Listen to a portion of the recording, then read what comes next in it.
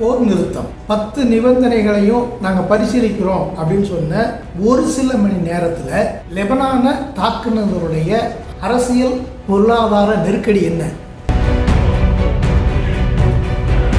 வான் பாதுகாப்பு ஏவுகணைகள் அதனுடைய கையிருப்பு தீர்ந்ததுக்கும் ஈரானுடைய மக்கள் காட்டிய அசாத்தியமான துணிச்சல், இந்த ரெண்டுக்கும் இடையிலான தொடர்பு என்ன?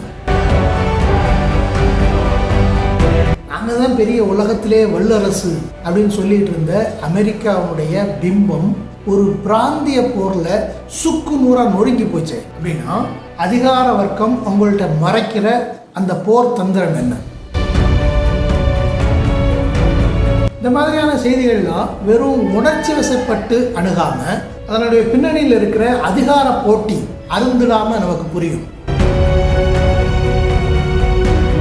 இந்த போர் வரலாற்றில் பொன் எழுத்துக்களால் பொறிக்கப்பட வேண்டிய அளவுக்கு முக்கியத்துவம் வாய்ந்தது அப்படிங்கிறது உங்களுக்கு தெரியுமா? அது ஏன் அப்படிங்கிறது தான் இந்த பதிவில் நம்ம பார்க்க இருக்கிறோம். வீடியோவை முழுமையாக பாருங்கள், சப்ஸ்கிரைப் பண்ணுங்கள், லைக் பண்ணுங்கள், ஷேர் பண்ணுங்கள். உங்களுடைய கருத்து அது என்ன மாதிரி இருந்தாலும் மறந்துடாமல் கமெண்டில் தெரிவிங்க.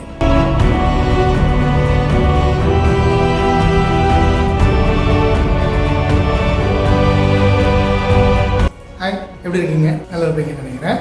சீஸ் ஃபயர் தற்காலிகமாக 2 வாரத்துக்கு இந்த போரை நாங்கள் நிறுத்துகிறோம் அப்படின்னு சொல்லி அறிவித்த சில மணி நேரத்திலேயே இஸ்ரேல் மீண்டும் லெபனானை தாக்குச்சு. அதனால் ஈரான் பதிலுக்கு தாக்குச்சு. மீண்டும் போர் தொடருது.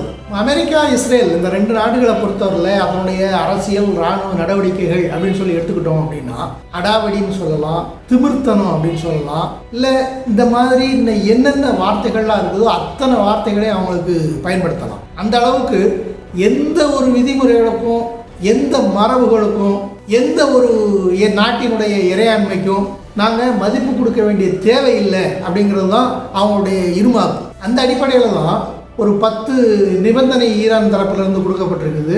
அந்த நிபந்தனைகளை நாங்கள் பரிசீலிக்கிறோம் அப்படின்னு சொல்லியிருக்கிறாங்க. சொல்லி போர் நிறுத்தம்னு சொல்லி அறிவிச்சா அடுத்த சில மணி நேரங்கள்லேயே தாக்குதல் தொடுக்கிறாங்க. அப்போ இதை எப்படி புரிஞ்சுக்கிடுறது? இந்த போர் எப்படி தொடங்குச்சு அப்படின்னு சொல்லி பாருங்கள். கடந்த வருஷம் 12 நாள் போர் நடந்தது. அந்த 12 நாளில் இஸ்ரேல் அமெரிக்காவுடைய அழுத்தம் காரணமாக ஐநா இது தொடர்பாக ஈரான்கிட்ட பேசி போர் நிறுத்தத்துக்கு சம்மதிக்க வச்சாங்க. அந்த அடிப்படையில் அந்த போர் நின்றுச்சு. அடுத்து வந்து அந்த 1 வருஷ காலத்தில் அவங்க தங்களுடைய ஆயுதத்தை பெருக்கிறதுக்கும் பேச்சுவார்த்தை அப்படிங்கிற பேரில் ஈரானை மட்டுப்படுத்துறதுக்கும் முயற்சிகள் நடந்தது. 3 கட்ட பேச்சுவார்த்தை நடந்தது. கிட்டத்தட்ட அது முடிவுக்கு வந்திருக்க வேண்டிய நேரத்தில் எந்த அறிவிப்பும் இல்லாமல் தன்னிச்சையாக மீண்டும் போரை தொடங்கினாங்க. இப்போ இந்த போர் நடவடிக்கை அப்படின்னு மட்டும் இல்லை, அமெரிக்கா தன்னுடைய நலனுக்காக செய்கிற எந்த இராணுவ நடவடிக்கை எடுத்துக்கிட்டாலும் அவங்க எந்த ஒரு விதிகளுக்கும் கட்டுப்பட மாட்டாங்க அப்படிங்கிறத அந்த எல்லா நடவடிக்கைகளையும் நம்ம பார்க்கலாம். அவங்க நினைச்சாங்கன்னா நினைச்ச நேரத்தில் எந்த ஒரு நாட்டு மேலேயும் இராணுவ நடவடிக்கை எடுப்பாங்க. அல்லது பதவி போர்கள், கூலிப்படைகளை அனுப்புறது, உள்நாட்டு ஆட்களை தலையிடுறது அப்படின்னு சொல்லி என்ன வேணாலும் செய்வாங்க. அப்படி தான் இது வரைக்கும் செஞ்சுட்டு இருந்தாங்க.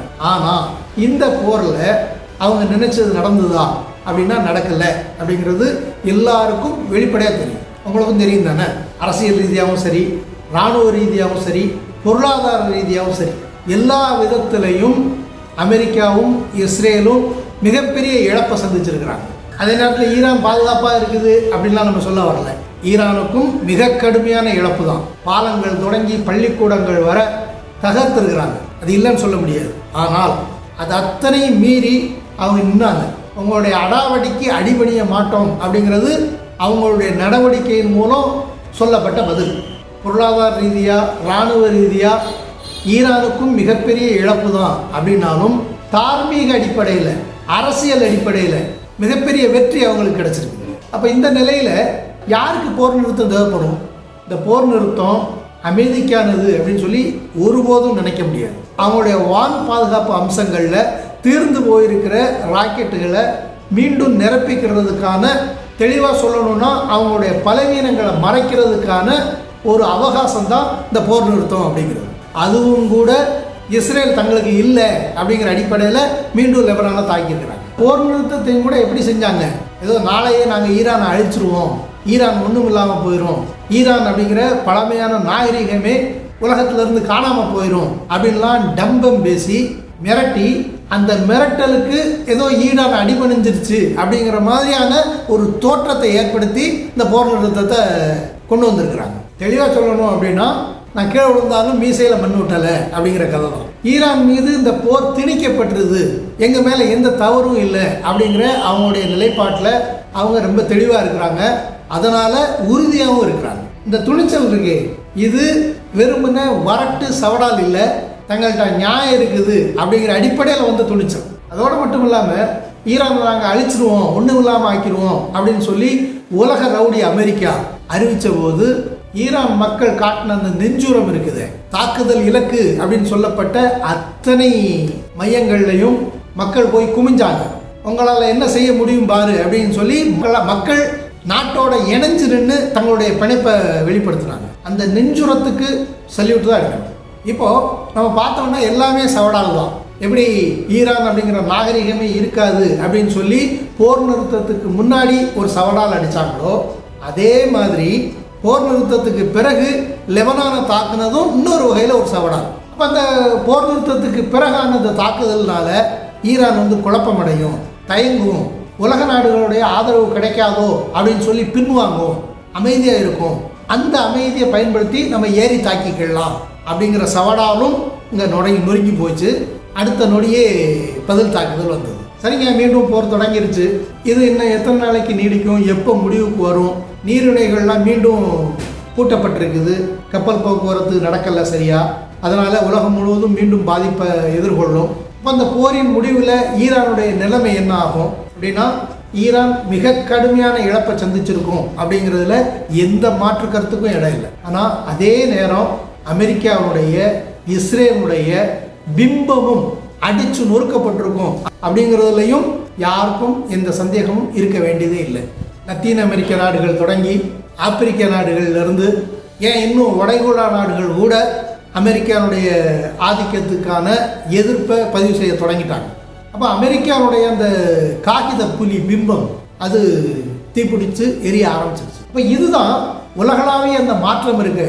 அமெரிக்கா இதுக்கு மேலேயும் உலக தனிப்பெரும் சக்தியாக நீடிக்க முடியாது அப்படிங்கிற அந்த உலகளாவிய மாற்றம், ஜியோ பொலிட்டிக்கல் ஷிஃப்ட், அது இந்த போர்லேருந்து தொடங்கி இருக்குது, ஈரானுடைய உறுதியிலிருந்து தொடங்கி இருக்குது அப்படிங்கிறது தான் நீங்களும் நானும் புரிஞ்சுக்கிட வேண்டிய ஒரு உண்மையாக இருக்குது. அந்த அடிப்படையில் தான் இந்த போர் அப்படிங்கிறது வரலாற்றினுடைய பொன் எழுத்துக்களில் பொறிக்கப்பட வேண்டிய ஒன்று. என்ன ஃப்ரெண்ட்ஸ், நான் சொல்கிறது சரிதானே? ஒருவேளை இது சரியில்லை, தப்புன்னு நினச்சிங்கன்னா உங்களுடைய கருத்து என்ன அப்படிங்கிறத கமெண்டில் சொல்லுங்கள். நம்ம தொடர்ந்து விவாதிப்போம். மீண்டும் அடுத்த ஒரு பதிவில் சந்திக்கலாம். மிக்க நன்றி.